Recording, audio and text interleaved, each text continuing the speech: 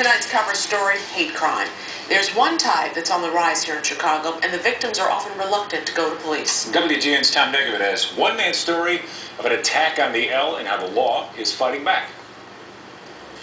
I was punched repeatedly. I had a bloody nose, suffered a lot of injuries.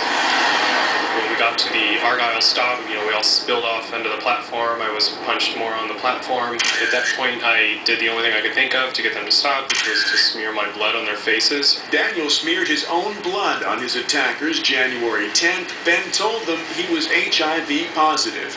He's not. Nobody touched him after that, but they didn't go away either.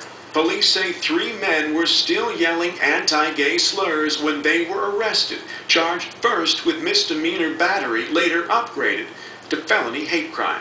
We have some of the strictest hate crime laws in the country. This is a city that prides itself on diversity.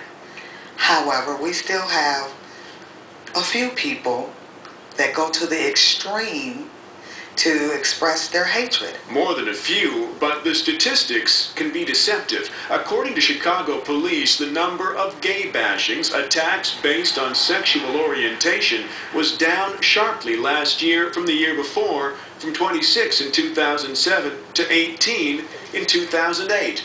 The Center on Halsted sees a much different picture. Total reports to its anti-violence project are up in those same 2 years, from 105 in 07 to 125 in 2008. More than 10 reports a month of attacks with lesbian, gay, bisexual, or transgender victims, so they know it's pretty common. They also know they don't know the half of it. There are many cases workers here never hear about. Some people have an experience of shame related to being attacked. There you go. All right. You might think the shame and fear would be decreasing. It's been months since the president signed a law making it a federal offense to assault someone based on sexual orientation or gender identity, a measure named for Matthew Shepard, a gay Wyoming college student beaten to death in 1998.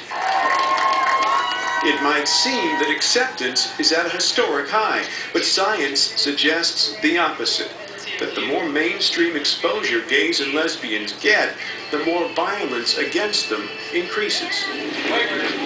Even so, the administration's working to end the long-standing military policy of don't ask, don't tell, allowing homosexuals to serve openly. The issue is, I think, is it in some way discriminatory? Does it say that, well, we can't ask you if you are openly gay?